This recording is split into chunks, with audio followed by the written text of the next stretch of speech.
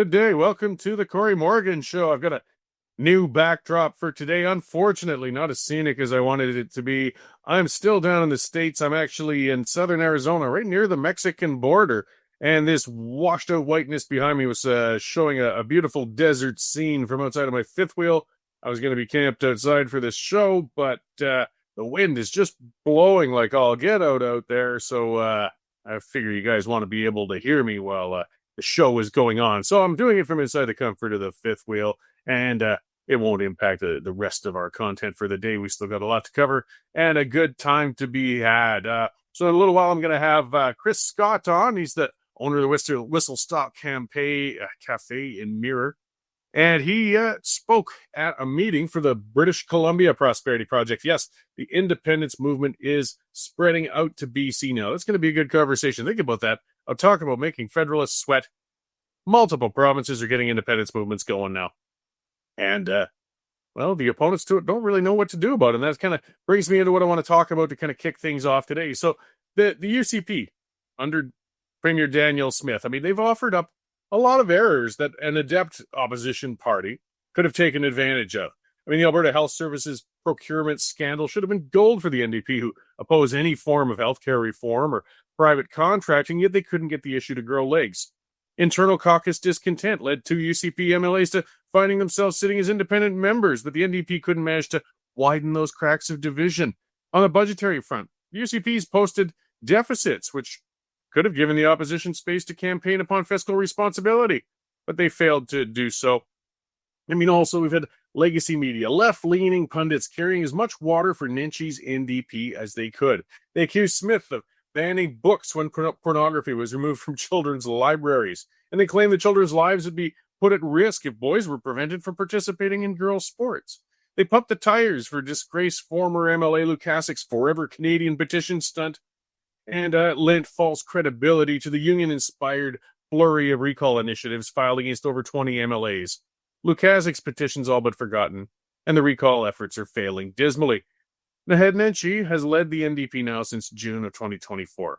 He's held a seat in the legislature since June of 2025, and he's sat as the leader of the opposition for a full fall session now. This should be the honeymoon phase for a fresh new opposition leader. If there's any time for the NDP to gain ground, it would be during Nenshi's first couple of years in office. And the results are in. It's looking pretty dismal for Nenshi and the Democratic Socialists of the NDP. A Leger poll conducted between January 23rd and 26th found the UCP is climbing in the polls while the NDP are sinking. The Smith government commands 50% of support compared to 37% for Nenshi's struggling party. And seat projections based on the latest numbers indicate the NDP would lose several urban seats if an election were held today. People are voting with their wallets, too. UCP raised $9.3 million in 2025, while the NDP garnered $6.3 million. It's not peanuts, but it's well below the UCP. Union rage over the back-to-work order for teachers didn't translate into party donations. I guess a 12% raise wasn't enough to encourage Alberta's woe-begotten educators to open their wallets and fund the NDP. So with the NDP being granted so much opportunity, what's holding them back, aside from Nenshi's lack of charm? Well, the answer is federalism. Not so much that the NDP should be embracing secessionism, but that they don't appear to be a party willing to stand up to Ottawa on Alberta's behalf. Unity has been a top issue since the last federal election when the Liberals were kept in power. The Alberta independence movement has blossomed, and while there might not be a majority support for provincial independence, it's all but assured a referendum on the issue is going to be held this fall. But not Albertans want to vote for independence. They do see Ottawa and the Liberal government as the greatest threat to Alberta's well-being right now. They want to feel confidence that the Premier of Alberta will put Alberta first. And then she just can't provide that confidence. The NDP under Rachel Notley's premiership was tight with former Prime Minister Trudeau. In fact, Notley even appeared a little besotted with him during public appearances together. Nenshi was only a little less doe-eyed while attending events with Trudeau, while he was Calgary's mayor. While Trudeau was thankfully ridden off into the sunset to pursue pop stars, the hangover from his tenure remains in Alberta, and those closely associated with him are not well received by Alberta voters. Carney might be brighter than Trudeau, but he's still perceived by Albertans to be somebody to be guarded against. And the NDP just doesn't inspire confidence on that front. Alberta's NDP is also still subservient to the federal party, despite their decoupling of memberships between branches of the party. When push comes to shove, Nenshi still has to answer to the federal leader of the NDP, according to their party constitution. Singh's complete capitulation to Trudeau in Parliament showed where the federal NDP stand on that front. Premier Smith has masterfully played both sides, actually, when it comes to the independence movement in Alberta. She constantly reiterates she wants Alberta to remain within Canada, but has provided and supported the mechanism for triggering an independence referendum. Now Smith can make demands of the federal government and point to the growth in the support for independence when the feds shoot those demands down. She hasn't put herself into the sovereigntist camp, but has successfully placed herself in the role as a key defender of Alberta. Nenshi is never going to gain ground unless he can convince Albertans he'll put the interest of Alberta before the federal government. And that's a tall order for a man who tied himself that tightly to the Trudeau regime. He's going to have to find a way to distance himself from his staunch federalism while not appearing sympathetic, of course, to the independence movement. And that's probably impossible for him to do. Unless Nenshi can figure it out, though, the UCP is going to continue to gain support no matter how many political gifts they offer to the NDP. So that's kind of a bright news story to kick off things today. Let's see what else is going on in the news out there. Check in with our news editor, Dave Naylor, who's in the confines of the newsroom there. Hey, how's it going, Dave? Good, Corey, even though you are a great disappointment to me. How have I disappointed you this time? You promised me a table with you on it, with open desert, you sitting there in a tinfoil hat for this show. No. And you were built to deliver. You're now sitting in the bathroom of your fifth wheel. I mean, this is the living room. But yes, I have disappointed on that front. On the bright side, I got you a fridge magnet yesterday. Oh, did you? From where? Yes. From Organ Pipe National Monument down by the Mexican border. Oh, very cool. Thank you very much. I mixed up a little for the table. Yeah. When you're coming back through the border next week, think of me at the duty free shop because I know you don't drink. No, afraid not. It's wasted on me these days. Yeah. Getting excited for the Olympics? Start on Friday? Well, I like watching the ski jumping. We had a few things, but I can't. It's not like the Olympics used to be. You don't just set aside that time and expect to watch it all anymore. I don't know. I do. I love it. I can't get enough of it. How close did you come to qualifying for the Olympic ski jumping team? Oh, not even vaguely close. The nice part of being a ski jumper in the 80s, though, is there's still only so many ski jumpers. And with all that hype with the Olympics coming to Calgary back in 88, we all kind of got over-promoted and overfunded for a little while. So I was in the right place at the right time. But to be frank, with my own talent as a ski jumper, I was only kind of middling at best. Yeah, well, you got to see a bit of the world for free anyways, right? Oh, yeah. Anyways, extremely busy news day today here. Corey, I'll just give you a brief rundown. We've got breaking news. It looks like the federal government is going to back down on their EV mandate. That's up there from our business whiz, Dave Winnick. We've got a story on Paul's, a very popular Airdrie pizza joint. They have made their location available to sign the independence petition, and that has caused a stir, both pro and con. So you can read about that one there. We've got your favorite guy, Naheed Nenshi, telling Danielle Smith to stop her word salad and to pick a side in the referendum. We've got Trudeau, not Trudeau. I can't get him out of my mind. Carney has abolished the offices of the Islamophobia czar and the anti-Semitism czar, and he's going to mix them all and put them all under one big tent. So that would be a fun place to work. Calgarian Tate McRae, singing superstar, is creating some controversy because she appeared in an ad for the American Olympic team. So there's some people questioning why she would do that. There was a bloodbath today, Corey, at the Washington Post. They laid off a third of their staff, a ton of overseas people, all their photojournalists. So it wasn't a good day to be working there. The Epstein files appear close to toppling a prime minister, believe it or not. The British Prime Minister Keir Starmer is in hot water over the fact he appointed a gentleman called Peter Mandelson to become U.S. ambassador, even though Starmer knew about the deep connections Mandelson had with Epstein.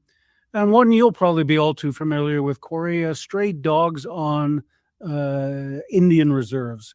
The Blood Nation in southern Alberta has had to declare a state of emergency because of roaming packs of feral dogs attacking people. So not a good situation down there. So all that and more, Corey, on our website this lunch hour. Right on. Well, you're not struggling to find content, as you said. It's just a matter of picking what stands out most. I imagine you're pumped for the game this Sunday. Yes, I am. I could say I'm quietly confident. I think our defense is better. I think our quarterback is better, and we've got the best receiver in football. So I think it should be a comfortable 14-point victory. We'll see. I gotta admit, I prefer the Seahawks over the Patriots. I'm trying to pull a little bit of optimism for my beleaguered Steelers right now, though both of those teams that are in the playoffs now did so after getting new coaches. So maybe that's what'll help the Steelers along next year. Yeah, but they hired good winning coaches, not a Dallas Cowboy coach. Well, no, they took that fella from the Titans there. What's his name again? And brought him to the Patriots. And you see, like I said, I'm grasping, but I got to look forward to next year. Yeah, before that, Corey, we've got a Battle of Alberta at the Saddledome tonight. So right on. That'll keep us excited. All right. Well, I'll let you get back to it, Dave. Thank you for the update, and I will endeavor to be at a more scenic location for you next week. There you go. Looking forward to it. Right on. Thanks. So that is our news editor, Dave Naylor. And yeah, the stories are popping up. Everything from the international to the local to the national. And just where I got to remind everybody, the reason we can do that is because you've subscribed. This is a user-supported media outlet. This keeps us accountable to you. If you haven't subscribed yet, guys, take one out. It's $10 a month, $100 for a year. Take advantage of that volume discount, right?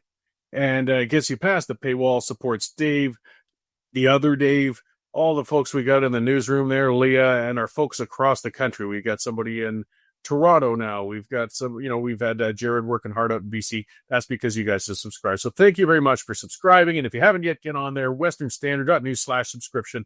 Take one out or buy one as a gift for someone else who could use a little enlightenment. Another reminder, I'm going to say the reminder at the end of the show too, but I want to mention it now. We're going to have the ability to have live callers coming in on the show starting 2 weeks from now. We'll put the number out and we'll advertise that a little later. But you'll be able to call in live and we'll be able to chat a bit on this show. A little more like talk radio style of the past. We'll see how that goes. I'm looking forward to it. It'll be fun engaging you guys. I know there's the comment section, which, by the way, I can't see as well with my setup right now as I typically do. But there'll still be comments and you'll be able to call in and take part in the show directly. So let's see, I got a couple minutes before my next guest. I want to mention it's interesting to hear about Paul's Pizza. And the name of the owner of that is kind of escaping me, but he's a very non-woke person. And he got into a lot of, the usual blowback and everything for being a little too candid with his thoughts on Instagram and Facebook, I think, in the past. So, of course, the hordes came out and screamed and called for boycotts of his business and everything else. And I'm not lying, by the way. I've gone to the Paul's Pizza, and there's a few of them. His main one's kind of an area, I think, or North Calgary, but there's one in the south. It is really good pizza. But it's really a gamble when you do mix your politics with your business in general. It's up to the owner, power to them if they want to go that route. I'm not sure if it's always the best idea, but it's certainly up to him. But, it can be... it can really cut into your sales. It can really make for headaches. And my guest, who's going to be coming on in a moment, Chris Scott, did the same sort of thing, of course, with his Whistle Stop Cafe and Mirror. In fact, he made a very huge principled stand. I don't know how well it worked out for his business, but it certainly made him a nationally known person who stands on his principles and stood up against being shut down. They've illegalized his ability to serve people food during the pandemic. But he wasn't afraid, I guess, to mix the business with the politics. It's always a gamble. So if Chris is in the lobby, we'll bring him in and he'll have a chat, though, because we're talking about the BC Prosperity Project, who have held a founding meeting in Campbell River on Vancouver Island. And Chris was the guest speaker there. I can't see the lobby with this set up right now, so I'm not sure if Chris is there. Hopefully he is, and if he isn't, he'll be pulled into the show. There he goes. Okay, right on. So how's it going, Chris? Good. How are you, Corey? Oh, excellent. As I was saying, I was thrilled to hear, just not only that they're organizing, but that you took the time to go out and speak to this, I guess you could say, founding group for the British Columbia Prosperity Project out in Campbell River. How did that go? It was awesome. And just so you know, it wasn't just that got me out here. My grandparents, they still live in Campbell River. They're 93 and 94. And I'm always trying to find a reason to get away from my busy life to visit. So when I saw that the founding meeting for the British Columbia Prosperity Project was in the city I was born in, Campbell River, where my family still is, it was, hey, we're leaving in 2 days, going to the island. And here we are. Oh, perfect. So you're in the right place at the right time. I remember going fishing at Painter's Lodge with guided salmon fishing out there. Man, it's some of the best in the world. I It can't is. afford Yeah. that sort of thing anymore, but well, that's excellent. So, I mean, it's just something people don't think of, but they forget that, aside from lower mainland BC, British Columbians are Western Canadians, and they aren't all as thrilled with Ottawa as some people might imagine. Well, you know what, the rationale for independence in Alberta is the same as rationale for independence in British Columbia. It's all about self-determination. We're subject to the same constitutional, systemic issues that put us in a position where our voices just don't really carry much weight in Ottawa. And, even the Lower Mainland, look what's happened in the Lower Mainland in the last 30, 40 years. The government has allowed speculative investment to drive up real estate prices in the Lower Mainland so far that nobody can afford it anymore. It's absolutely insane. So there is the self-determination that we're all lacking in Western Canada is a common denominator.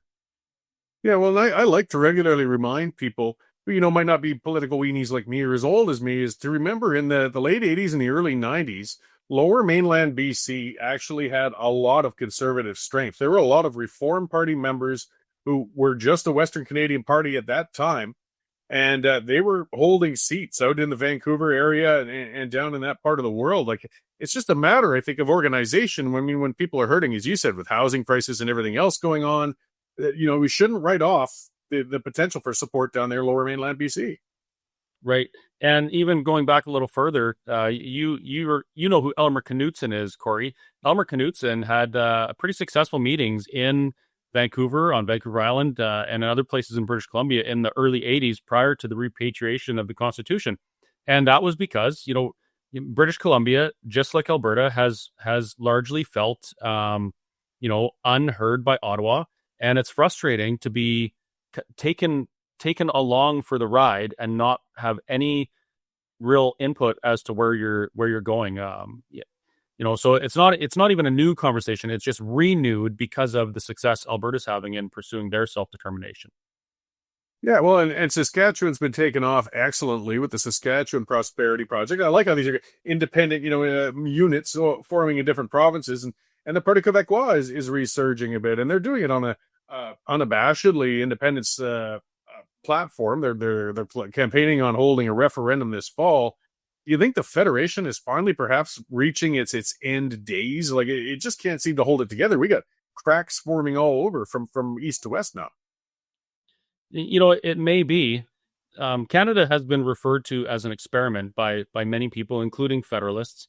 And if you look at the outcome of the experiment, which is Canada, the idea was supposed to be that we could unify under a common banner and prosper together. But as we found out, specifically as Western Canadians, our values aren't all the same. We don't particularly want to go to the same place. I mean, Alberta, most of British Columbia, Saskatchewan, probably Manitoba, they don't particularly want to usher in the New World Order. It's just not who we are as people. So, when your values diverge in ways as they have across Canada, it only makes sense that your governance has to follow. Like, we can't be governed under the same rules as those that we have a different destination than us. It's just a recipe for a disaster. And that's the outcome we're seeing now with the Canadian experiment. Well, that's it. And I mean, nothing less, at least I've said it, than massive constitutional reform is going to change and undo this. And we saw with Meech Lake, Charlottetown, we can't even get relatively minor constitutional reform done. So this isn't going to happen. I mean, the only catalyst I could see for constitutional reform is a province having a positive referendum vote. Right. And that's where I was even just maybe a year and a half ago, Corey. I was a hey, we need the leverage to amend the Constitution and fix these things so that the Canadian flag tattooed on my back makes sense. But I've come to realize, our voices aren't effective enough, even if we did get a constitutional convention, even if we did open it and do some amendments. I fear that right now with a prime minister like Mark Carney, who wrote in his book Values how the ordinary person has to give up rights and freedoms in order for us to survive. A guy who hates capitalism and hates energy use. If we opened and tried to amend the Constitution right now, and people that have those types of values have a stronger voice than us, what would we end up with? I doubt it would be anything better or more equitable. I think, on the contrary, it would be worse. So getting back to the British Columbia meeting, I think I saw reports, that's not that unexpected. There were a few hecklers in attendance or protesters outside or something of the sort.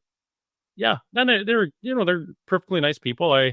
On my way in, I stopped and kind of interjected in a few conversations, and it was the same kind of things that we hear all across the board. The very first thing I heard was, "Oh, Alberta, a bunch of hillbilly whatever," they said. And I turned to them and said, "Listen, that's exactly why we're leaving, is because of things like this. We're completely disrespected within Confederation. Alberta stands up to do something on their own, and immediately they're just name called and stuff." And so that was my first thing. The second one was, I asked the question, why is it that you want to be part of Canada? Why is it that you want to stay under these rules?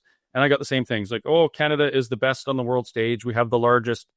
We have great GDP.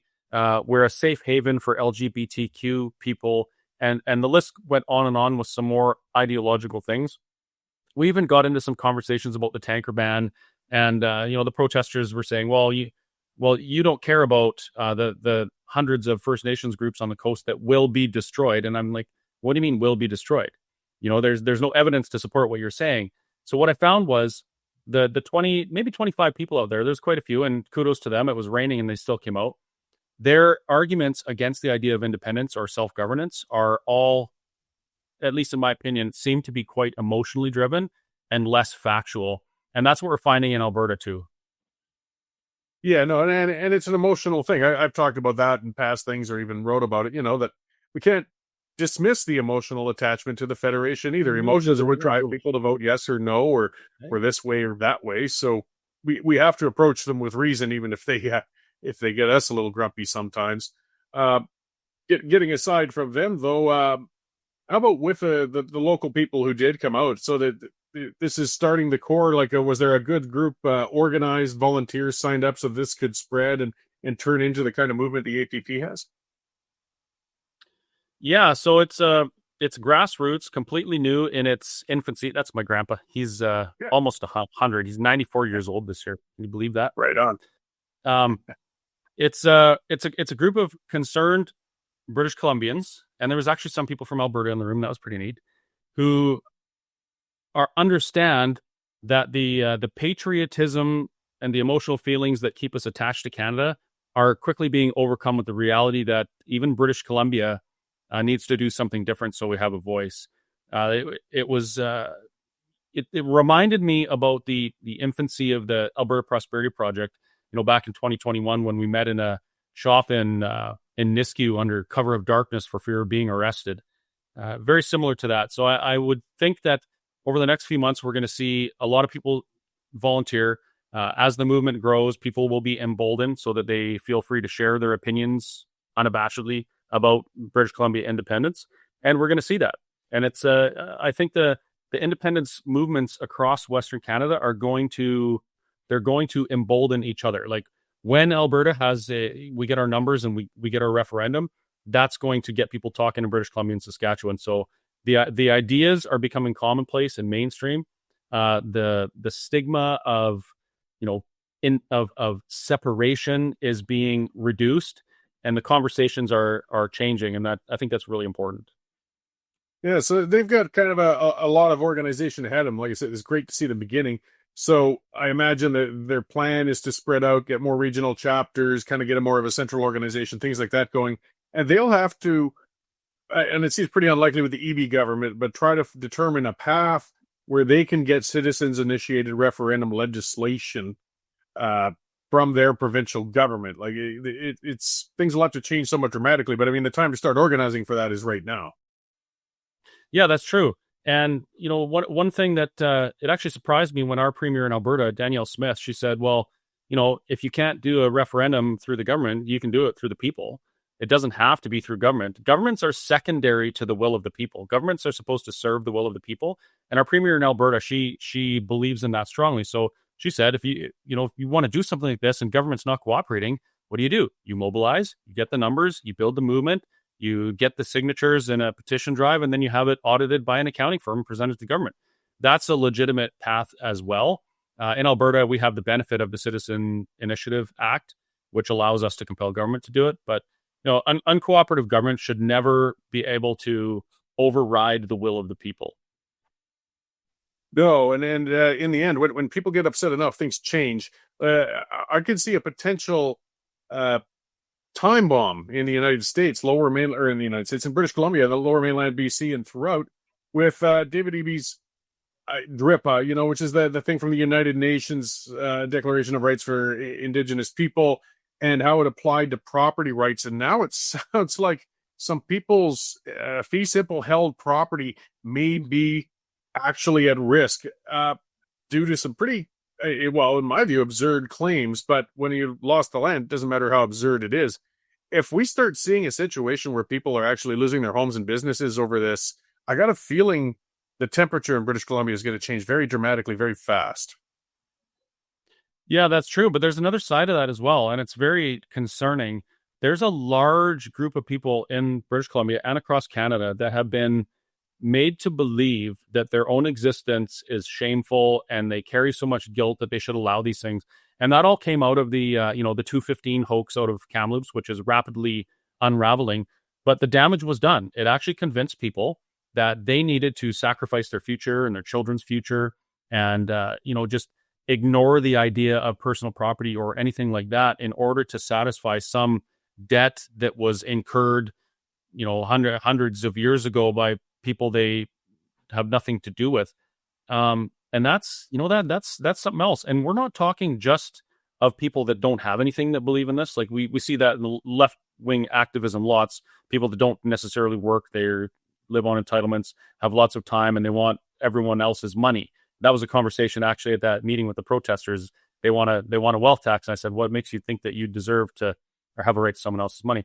But my point is, there's like in British Columbia, there's judges and lawyers and politicians who actually believe that it's okay that their children's futures are sacrificed because of some supposed sin that occurred in the past. So that is something we have to work on as well. Thank God there's people doing it. Corey, I think you've interviewed Dallas Brody and some of the others that are uncovering that.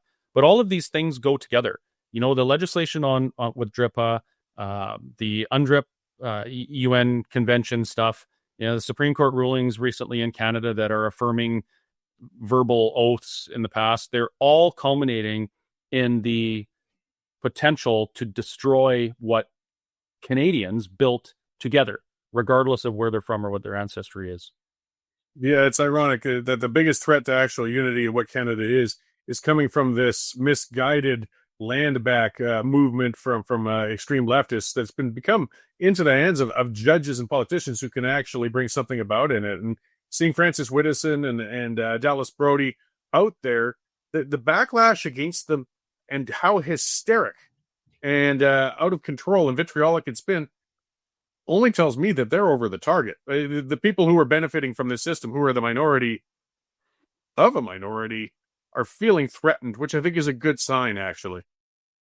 Yeah, when you see those hysterics and those antics and actually outright violence, like what we saw at UBC and at Thompson Rivers University. I grew up in Kamloops, by the way, so this stuff is all hitting closer to home for me than to many others.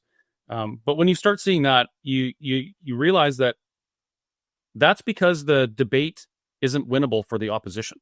The only thing they really have is emotional outbursts and outright attacks, threats of physical violence and physical violence to shut down the conversation on the other side.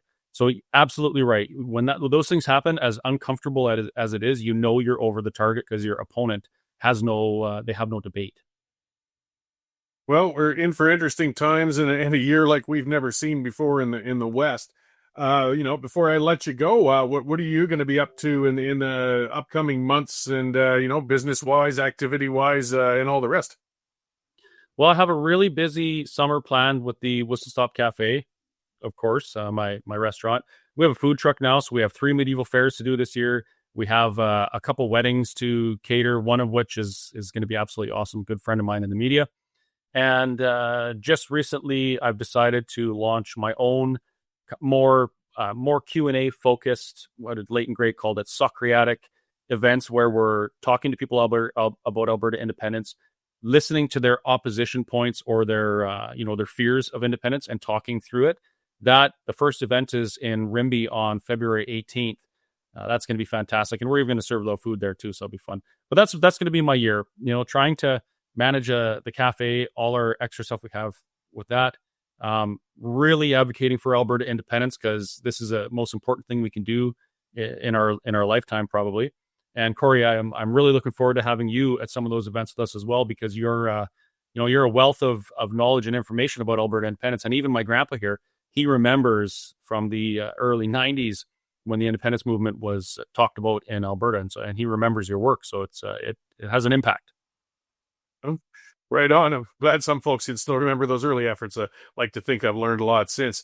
Well, I'm sure I'll see you at one of those events without doubt. We're going to cross paths. As you said, it's going to be a crazy busy summer. So thanks for taking the time to talk to us today and taking the time to talk to those folks out in Camel River. I'm really looking forward to things taking off for them out there. And, we'll talk again soon. Sounds good. My pleasure. Thanks, Corey. Right on. Thanks. So one more time, folks, that is Chris Scott from the Whistle Stop Cafe. That's out in Mirror, Alberta. It's got a central Alberta, a little east and north of here from Red Deer. And I honestly, I go out on my way the odd time Jane sent me to Edmonton to get stuff and everything. I pop off the highway if I got time to grab a bite. And I like it, just like I said with Paul's Pizza. It is good food. I don't have to try and BS to help a friend or fellow advocate. In fact, I would just say nothing if the food wasn't any good, and I'd just say go support him because of his activism. You won't be disappointed grabbing a lunch in Mirror at that place. And as I was talking about earlier, it's a gamble to mix your business with your political activism, I guess you could say. I owned a pub and cafe for years. It was a tough go. And I got to admit, I didn't have the courage they did. I didn't hold political activities. I was always political and doing all my things elsewhere and everything, but I didn't do anything within my pub just because I didn't want to deal with the nuts. And we would still get people, attacking us on the Google reviews and crap like that. Again, pretty sad case that with what they have to do is make up false food reviews. Either way, lots of people showing courage all over the place. So, let's talk about some of the things that this is one of the biggest hang-ups people keep pushing against with the independence movement. Chris was talking about it and others. And this is one of the biggest threats to Canada, is the catastrophic state the First Nations are in. It's a mess. And we're pretending it's a viable mess. We're pretending there's a future that's good for anybody under the current system and mess. The only ones getting served are lawyers who do lawsuits on behalf of First Nations, bureaucrats who work in departments that serve First Nations, and some of the leadership within First Nations. Otherwise, everybody else in First Nations is losing. And we're perpetuating a myth that these First Nations have a veto over everything else that everybody else in Canada does. This 5% of the country has a veto authority over the rest of the nation, and they don't. And nor should they, for a couple of reasons. For one, we shouldn't give race-based authority to anybody. That was the wrong that allegedly should be, undone by current contemporary policy. Yes, First Nations people were treated as second-class citizens well up into the 60s, and that was wrong. But you can't change that by bringing in more race-based policy. The other part where it's wrong is look at the state of their affairs, and do you really want to ask yourself, do you want to hand over the reins of governance to the principles of these reserves? As Dave mentioned, they've declared a state of emergency on the Blood Reserve. There's a video on my personal channel. I gave a tour of the Blood Reserve. If you want to check it out, search Cory Morgan on YouTube. I went out there and actually toured on the ground to show the conditions of that reserve, along with the Siksika Reserve. Every reserve, they're a mess. They got wild dogs running loose, attacking people. And if you want to research and Google that, wild dogs have killed children on reserves multiple times over the years, everywhere from New Brunswick back out west. This is a chronic problem on every reserve. Why? We don't have feral dogs happening anywhere else. Even the smallest of most underfunded rural towns can manage to maintain a dog catcher. And their population spays and neuters their pets, because that's what's happening. Why is it happening? Well, like anyone else, First Nations citizens want to have house pets, and that's fine. Of course, it's great. But this is the outcome, and it's symbolic and it's real, of decades of infantilization of the people on reserves, most of which involves telling them all anything and everything that goes wrong in your life is somebody else's fault. There's a complete lack of sense of personal responsibility for anything. It's people living for the moment, not looking ahead for next month, next week, next year, and just not taking responsibility. That's why the housing is in some of the condition it's in. And it's just not even a consideration to even spay and neuter the pets. So, of course, they breed like crazy. Well, they're not going to take care of the puppies. So those run loose. They become feral, and you have wild dog populations. The only places with feral dog populations going on in the whole country are on native reserves, and it's on all of them. Really lets you know just how messed up things are there, unfortunately. So, again, people saying we can't allow independence, we can't allow change for the sake of the Indigenous people. Really? Really? Get out there onto a reserve then. If you don't want to watch my videos, it's fine. Go out and see for yourself. And try to convince yourself that the status quo is actually serving the people living on those reserves. In houses that are falling apart, that don't know how to maintain their own water wells and septic systems. That's another issue. Why is there no clean water on reserves? Clean water on reserves? Well, whose responsibility is it? Every other municipality in the country is responsible for its own water. The First Nations reserves get billions and billions and billions of dollars. Yet somehow, it's still allegedly everybody else's responsibility that they get clean water. It's led to them being incapable of maintaining the things for the clean water, unfortunately.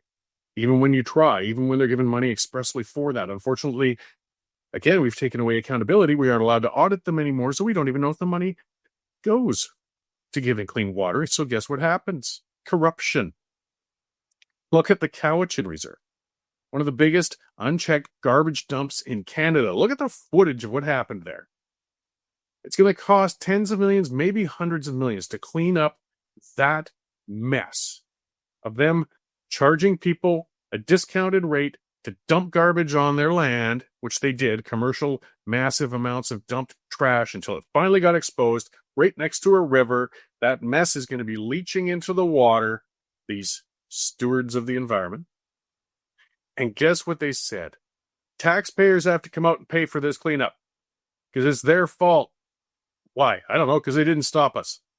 This is how bad it's gotten. I'm not trying to say it to be a jerk to First Nations people. Anybody of any race growing up living in that environment, being told all of these things their whole life and listening to these idiotic land acknowledgements and all that other garbage will feel a sense of personal irresponsibility and entitlement just like them. It's not a race thing, it's a situational thing. It's the situation we've put a race into. Why can't we realize how backwards this whole idea is? In South Africa, they called it apartheid.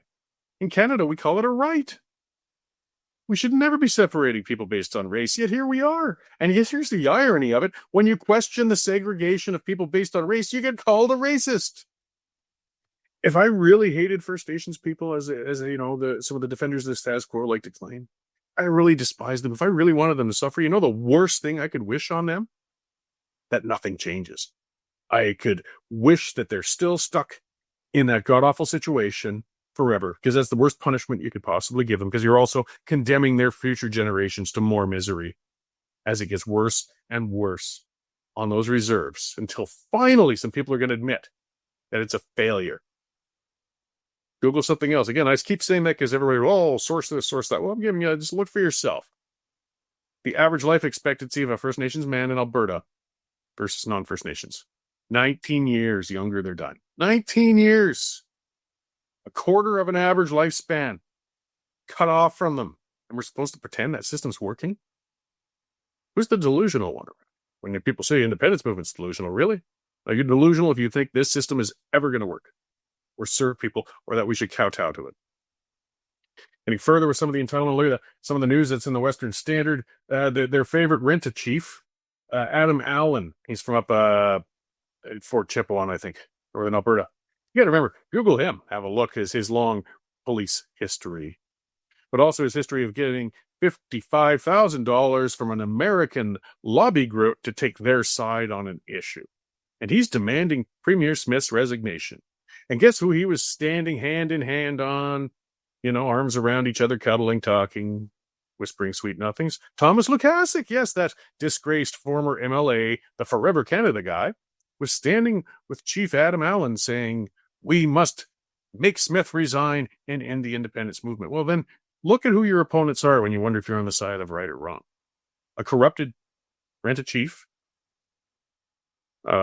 disgraced Redford-era politician. That's who your opponents are, guys. So, yeah, I think you're on the right side. Let's see, the Washington Post. Dave mentioned that. Just a side note, a third of them. I mean, that's an institution of a media outlet, but boy, it really illustrates the path of contemporary media. They can't survive in this. They have to change. They have to change dramatically. And, I know the Washington Post isn't exactly a conservative outlet, but I mean, they broke, of course, some incredible things over the decades. They were a very important publication, and now they're getting cut to shreds. We're seeing that in Canada. Local newspapers are dying. All I can say is accept that these old dinosaurs are gone. They're going away, and support independent media. I know it's also self-serving because I'm in independent media, but hey, the Western Standard's the future, guys. We're growing every year. We're getting more reach. We're hiring more reporters, more columnists, and covering more ground. Same with the other ones, True North, Rebel, all of those ones, Epoch Times. That's the future, and it's a good future. It's going to be a hiccup as the communication transition changes, but it is a good development. But in the meantime, there's going to be a bit of a void. It's going to be hard getting coverage of things. So seek them out now, support them now, help us evolve into the new media that we're all going to need. Let's see, a little note on direct democracy. I talked about that in a column and a rant the other day. The recalls, again, laughing about that. I really am. Angela Pitt in Airdrie was another one that came due for a recall. Again, doing some of the others. Oh boy, that this could cause the end of the Smith government. Or one of the cabinet ministers said she's going to resign, and the headlines in CTV said, "In light of a recall petition." Guys, these recalls were never coming close. So Angela Pitt in Airdrie, an MLA, has been there a while. Not the most outstanding in profile, but, not in terrible condition. Well, they only got 16% of the required signatures in the months they had to get it. Not even vaguely close. So they had about 20 more of these to fail, and I'll keep gleefully reporting on those as those continue to happen. Let's see. Smith's demanding that Ottawa reforms the judicial appointment process, saying Alberta needs a stronger voice in selecting judges. Yeah, okay. Well, keep throwing things against the wall, keep failing, that's fine. You got to try. But obviously, it's not going anywhere. They'll tell her to get stuffed. And the independence movement will grow, which gets accused of foreign interference. Well, let's talk about foreign interference quickly. Federal election monitors yesterday said Conservative candidate Joe Tain needed private security to guard against threats by the Chinese Communist Party agents in the 2025 campaign. Wow. But that's not big news. No. Some clown going down talking to unnamed United States people over something benign. That's apparently the biggest problem in the world. But not this. Not Chinese Communist Party people intimidating politicians in Canada. Okay. We got our priorities wrong in Canada. Well, and as I've said before, and I'll say it again, Canada's broken. Well, we can fix it, or at least fix part of it. And you know what? Once we fix this part of it, some of the fix will apply to the rest of it. Tough love for their own good. All right, I've run the time up. One more reminder, guys. If you've got ideas, opinions, thoughts, we will have a phone number for you soon. You'll be able to call into future shows, 2 shows from now, and we'll have some fun with those exchanges. Be sure to tune in to the Pipeline. It's going to be on tonight at 7 o'clock. Or you guys watching things on the Cowboy Network and some of those other TV channels this gets run on. Watch those broadcasts. They're going to be coming out. Nigel Hannaford's show.